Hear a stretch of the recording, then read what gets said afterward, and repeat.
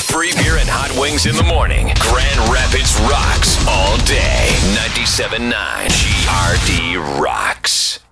Cloudy today, afternoon snow. 18 the high, 13 downtown. Hot wings, you've been after this for a long time, and that is the zero tolerance policy that has been a problem not just in Michigan, but virtually everywhere for schools. And you understand why they do it. If you have a zero tolerance policy, it takes away any sort of accusations of favoritism or anything like that. But unfortunately also takes away all of the powers of common sense. Yeah. And, assessing an actual situation for what it is rather than a blanket overall issue. Kind of like the suspension of the kid who bit a Pop-Tart into the shape of a gun. Yeah. And then somebody goes, well, we felt threatened. You did? And then he gets suspended. Yeah, someone who brings a butter garbage. knife or a safety knife or things something. Are literally just an innocent accident. Yeah. And that's And it. most people can tell that. Yeah. Well, suspended seventh grader's mom from Wood TV, who they had to deal with zero tolerance policy, talking about legislature and the potential of changing the way that law is enforced. The zero tolerance policy for weapons in schools was a direct result of the mass shooting at Columbine High School in Colorado back in 1999. Schools had no choice but to suspend kids with weapons no matter what. But No, they did have a legislation choice. passed by state lawmakers yesterday will now give schools some discretion.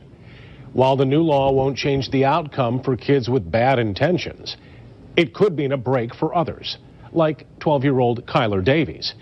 His mom hopes that the law will keep families from going through what they've gone through. 24-Hour News 8's Ken Kolker has this story from Coldwater, new tonight. Kyler Davies was suspended on his first day of 7th grade here at Legg Middle School in Coldwater after he says he found a pocket knife in his secondhand backpack. I think, he would be a great poster child for it.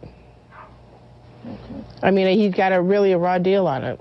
Kyler says he was going through his backpack on the first day of school when he found the big knife hidden inside. He says he turned it over to a counselor, thought it was the right thing to do. Because that's the thing my mom taught me to do. Wow. So he turned himself in. He was not busted. No, he found it in his backpack. He didn't know it was in there when he went to school. Yes. Which is not a surprise because if you've had a backpack anytime in the last 20 years, you realize they have a billion pockets all over them. It's easy to lose things in there. I'm the only person who's ever put anything in my backpack, and I find things in there about once a month where I go, what the hell is this? I have no recollection of putting it in there. Or I put something in there, and I know it's in there, and I can't find it. Yes. Because there's so many little zippers. Yep. And you go, where the hell is that? 2 weeks ago, I stopped on the way to the Big Ten Championship game and bought a new thing of Afrin. And as I'm in the Walgreens, I'm like, I know that I put Afrin in this bag just for such an occasion. Yes. I had dug through every pocket. I got to Indianapolis, and I started to load my bag up the next day to go to the stadium. There, two things of Afrin. Dang it! There are times where you think, I'm going to have to go to the airport and ask them to scan my backpack just so I can find out where that thing is. Yeah, can you find my vibrator? I know it's in there. Massage device? So he discovers it in there. Yes.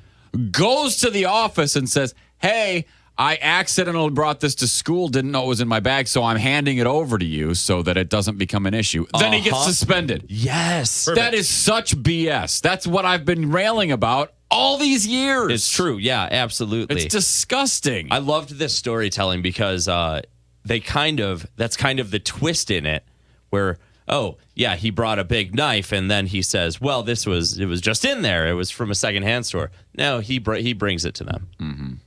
Mom and my dad. His mom says she had bought that backpack at Goodwill and didn't check it out before filling it with his books and folders. They first said anytime there was a knife like that size, that it would be a full year suspension. So it was mandatory. Year. They said, well, there's nothing they can do.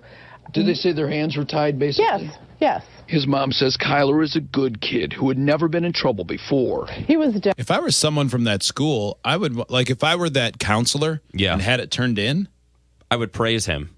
I think I'd lie. I'd go, I tell you what, let's not talk about this. I'm going to keep this. I'm going to put it in my desk. At the end of the school year, you can have it back if you want, or whatever. I'm going to get rid of this for you. Yeah. But I'm not going to go cost him the entire year. No. I mean, I mean, you hate to say it, but the law forced them to lie, and they didn't. That would have been the better choice. Yeah, that law was so stupid. Devastated. He cried for weeks.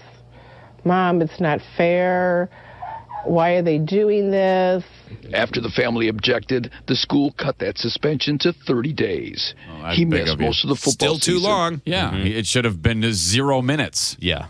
And transferred to a charter school. So you had to leave your friends behind. Yes. It's not fair to these kids.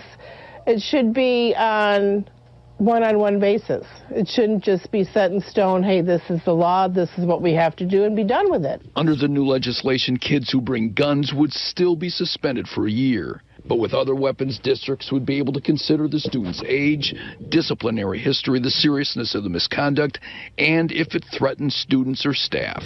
Context. Yes, exactly. Yeah, of course, if it threatens. There's a big difference. Also, is there only a year for bringing a gun to school? Right. That seems crazy. Yeah. Why would you ever have a... But what if it's an accident? Yeah, I guess. Or what if it's or the age?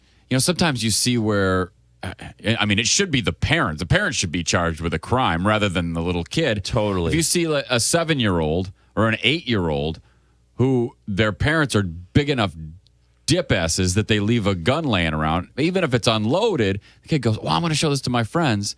That kid shouldn't be suspended for a year. No, you're right. He should be sat down and have it really explained, and then his parents should have the snot beat out of him for leaving a gun laying around that a kid can take to school. They definitely should. But if the kid is an otherwise good kid and all of his teachers go, well, yeah, he's a great kid. He helps out other students. It's clear to everyone he did not do this maliciously. That kid shouldn't be suspended for a year or expelled. I think it's a great thing. I think he got the raw deal of it. Now the governor is expected to sign this legislation, and once he does, the law would go into effect during the next school year. In Coldwater, Ken Kolker, 24-Hour News 8. Why would it because you couldn't. Because you couldn't make that effective immediately. Yeah. Right. How could anyone adjust to that? Oh, you come back from the Christmas break, and all of a sudden, oh, hey, by the way, we have a new directive. If this happens, the state law now says you can. They probably didn't want to have to deal with bringing kids back early.